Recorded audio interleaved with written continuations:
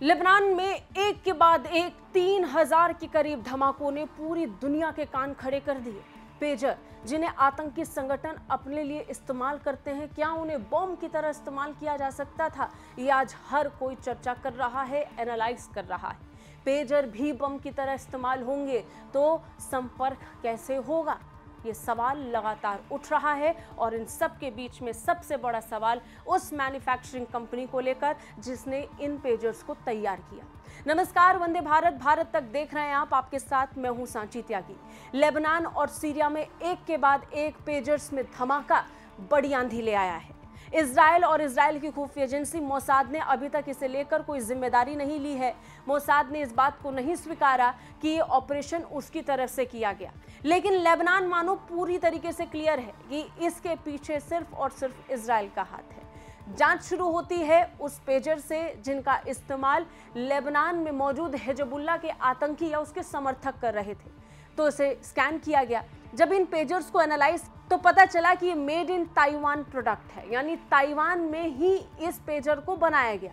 लेकिन जिस कंपनी का नाम इस डिवाइस पर मौजूद था, उस कंपनी ने ये कहते हुए इनकार कर दिया कि ये हमने कभी बनाए ही नहीं।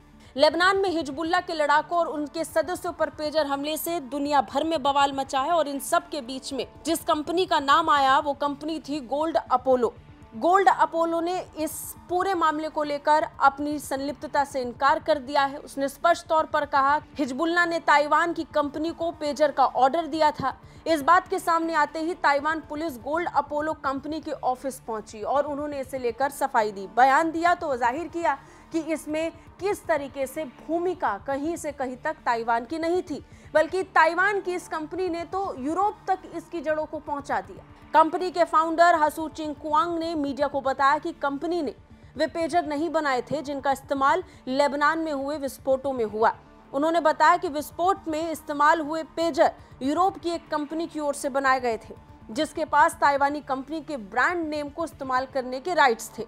ताइवान कंपनी का कहना है कि उन्होंने इस मॉडल के पेजर्स बनाने का सब कॉन्ट्रैक्ट यूरोप की एक कंपनी को दिया था और इसके कंपोनेंट थर्ड पार्टी से कराए गए थे।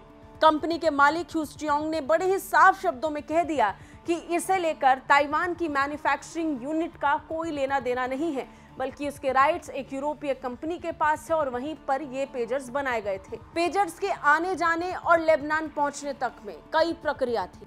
आखिर किस प्रक्रिया के दौरान इन पेजर्स के साथ छेड़छाड़ हुई, बस यही जांच का विषय है। कैसी लगी आपको ये रिपोर्ट? कमेंट करके हमें जरूर बताइए। जय हिंद।